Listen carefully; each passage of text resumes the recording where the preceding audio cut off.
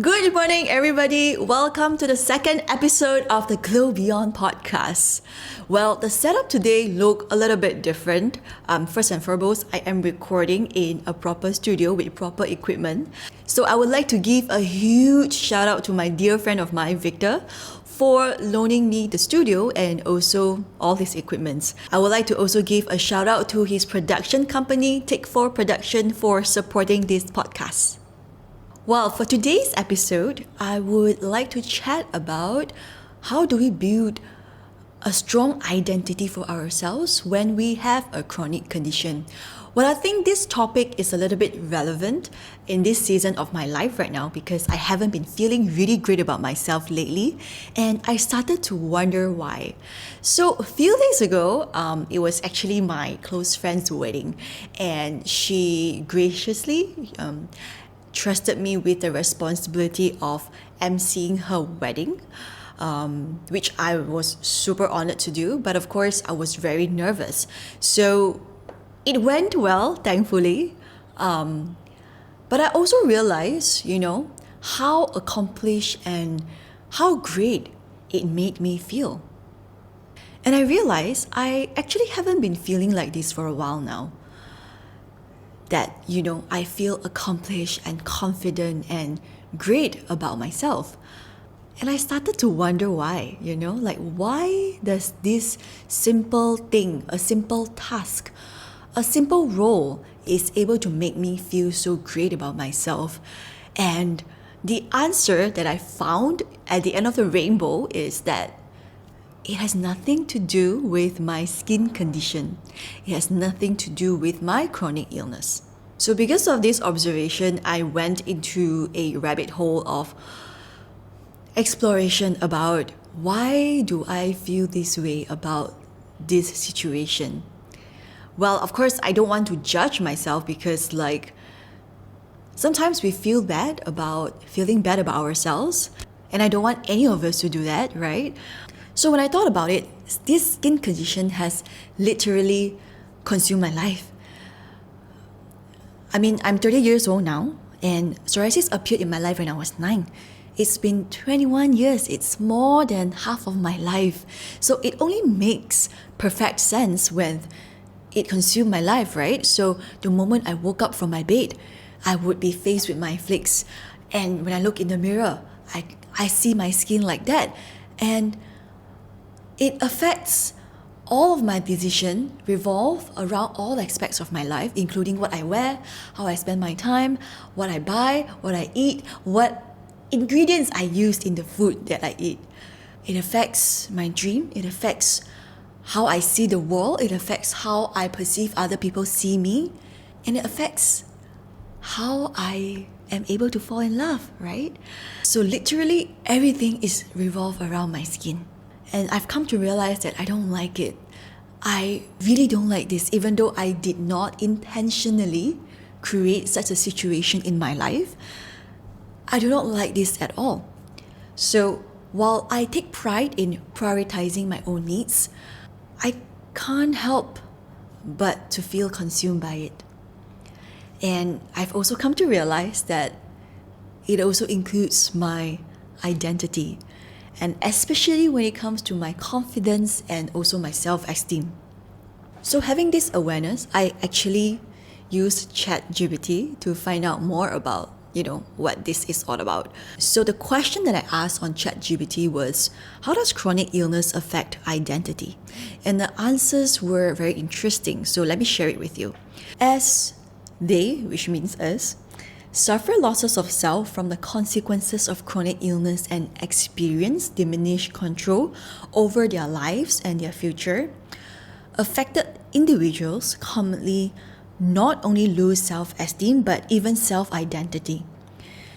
And I continued to search, what is illness identity in chronic illness? So the answer was, redefine illness identity as the degree to which a chronic illness becomes integrated into one's identity, which makes a lot of sense because sometimes I don't know who I am without my skin.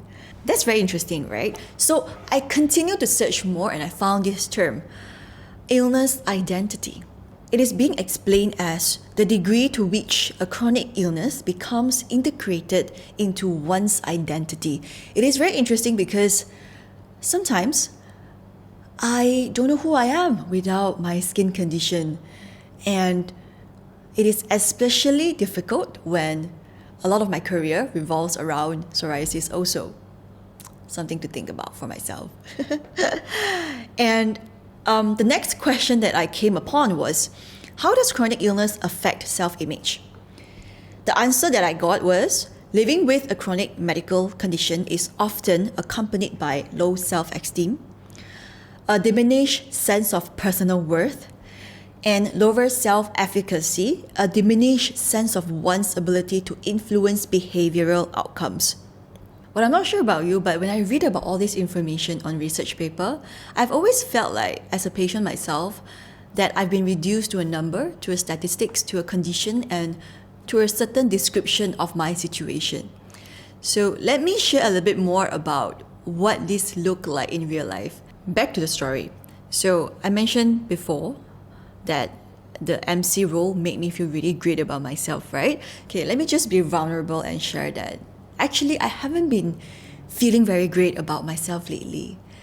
And I've also come to realize that at the age of 30, I'm aware that I haven't been hitting a lot of life goals that I've set for myself when I was younger. This 30-year-old life crisis is getting real, guys. I'm trying my best, but some days are still very challenging. Of course, I am also getting help, but it doesn't make the journey any easier. Yes, I have been losing confidence in a lot of things that I used to feel confident and prideful about. And I have been also losing confidence in the things that I truly want to achieve and create in the world. Truth to be told, it took me a lot to believe in myself in order to start this podcast. So if you are currently listening to this, I just want to say thank you so much for being here, and I hope you enjoy this journey with me. So amidst all this, I found the golden question. And the golden question is, how can I build a strong identity for myself when I have a chronic condition? As we all know, life with a chronic condition is so hard. It is filled with so much of ups and downs, and it's so easy for us to start questioning ourselves and to doubt ourselves and our capability and sometimes our very existence. As we brace ourselves against all these waves of life, which sometimes can feel like it is drowning us literally, our identity actually becomes our anchor. Our sense of self becomes our guide for our life direction. And this is why it is so important for us to know who we are.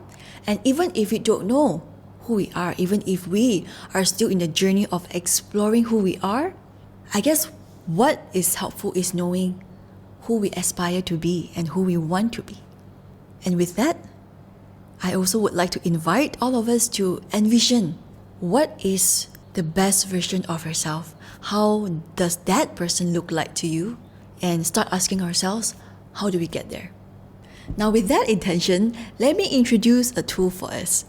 It is called Building the Library of Self. I have personally used this tool for years, and it has helped me to grow into a better version of myself that I feel comfortable with. So, it is built on the concept of believing that every one of us, we have a universe inside of us, but universe is huge, is vast, right? So if we assume the universe exists in the form of a library, then it becomes a little bit more systematic and easier to imagine. So let me just invite you to walk with me. Let's close our eyes, or don't close your eyes if you're driving. Let's close our eyes and imagine all of us has a library inside us, and this library is our universe.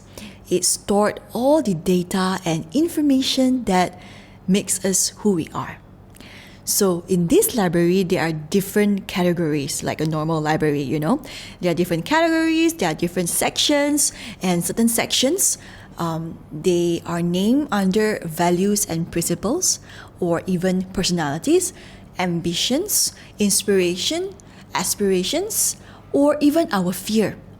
This concept has been so helpful for me is because I realized that if I walk up to a shelf and I see all these books under a certain category and I don't like it, I don't like what I see, I can actually walk up to it and remove it and replace it with another book. In other words, we can take action to become a better version of ourselves that we would fall in love with. That was mind-blowing for me because I often felt like it was difficult for me to feel comfortable in my own skin. Maybe because at that point of time, I didn't know who I was. I didn't know who I wanted to be. And maybe I was unsure of who I was. And this awareness was so important to me because as a person who lived with a chronic condition that I didn't choose for myself, I find it so easy to hate myself, to dislike myself, and to also despise this life that I did not actually agree to participate in. And this journey is incredibly lonely. And I think that the least that we can do is to put in the work to at least be on our side, to be our own friend, and to be our own cheerleader. So a little backstory about this little exercise that I created at the age of 22. I remember at that point of time, I was graduating from university and I just entered my internship.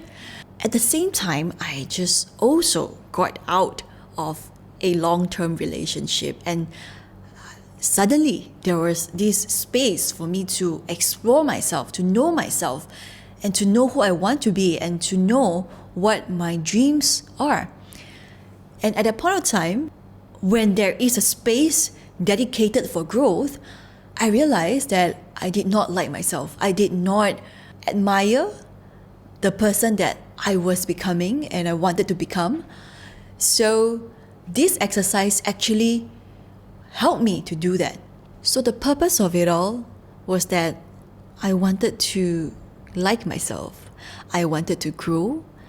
And ultimately, I just wanted to be at peace with myself. With that, I also want to remind all of us, before this condition came along, whatever condition that you are facing right now, you were amazing. And you are still amazing. You were a daughter or a son. You are still a daughter and a son. You were compassionate and kind and loving. You were amazing. You were strong. You were brilliant. You were genius. You were beautiful. And I just want to tell you that right now, even with this condition, you are still all that. Don't forget that. When you find that this chronic condition that you are facing overwhelms you and it makes you forget who you are and who you want to be and what you want to create in this world, I hope that you remember who you were and who you are. I hope you find this sharing helpful, and I just want to make it a thing to end every episode with a quote. And the quote for this episode is, "Your identity is not defined by your illness, but by the strength, the courage, your resilience, and the grace with which you face its challenges every single day." Thank you very much, everybody, and I will see you in the next one.